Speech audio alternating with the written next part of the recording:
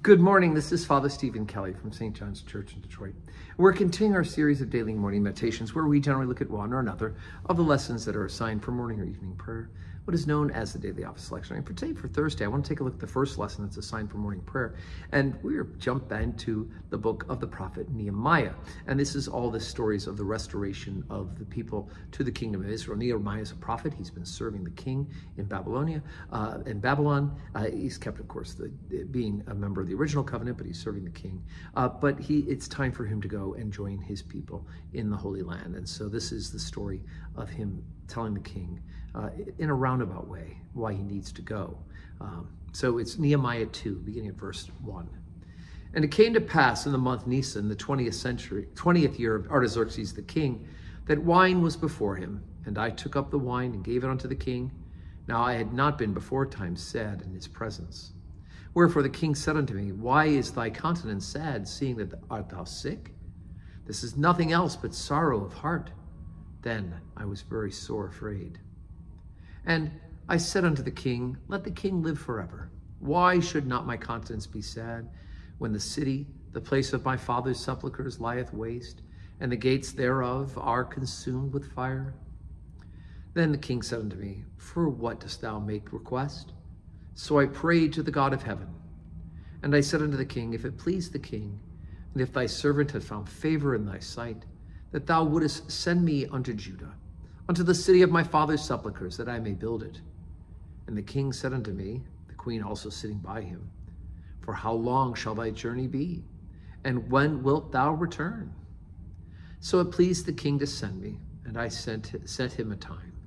Moreover, I said unto the king, If it please the king, let letters be given me to the governors beyond the river, that they may convey me over till I come into Judah. And a letter unto Asaph, the keeper of the king's forest, that he might give me timber to make beams for the gates of the palace, which appertain to the house, and for the wall of the city, and for the house that I shall enter into. And the king granted me, according to the good hand of my God upon me.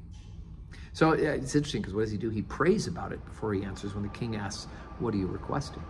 And the king, of course, trusts him. He's one of his trusted servants.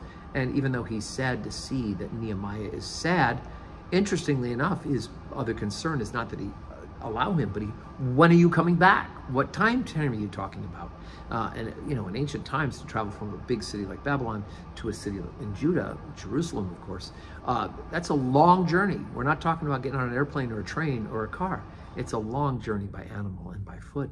And so Nehemiah makes a request. He asks God how to say it. God puts the words in his mouth and he says it, and the king accepts the terms. And not only that, Nehemiah asks for permission to get timber from in between on his way to help to rebuild the city. And of course, the king gives him a note, just that work. So it is interesting to see. We have to remember that God uses even those outside of the original covenant for his purpose. That God used Joseph after he was tricked by his brothers and sold into slavery.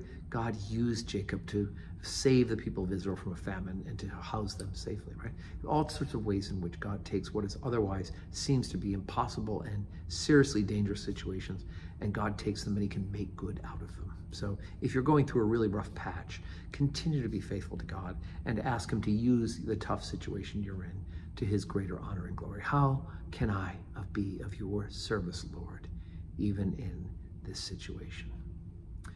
So today's Thursday. I'm still away, just taking this week off. So please do continue to pray for St. John's, pray for your parish priest, pray for the city of Detroit, and pray for your neighbors. And I will be praying for all of the above as well while I'm away on holiday. May your Thursday be full of blessings.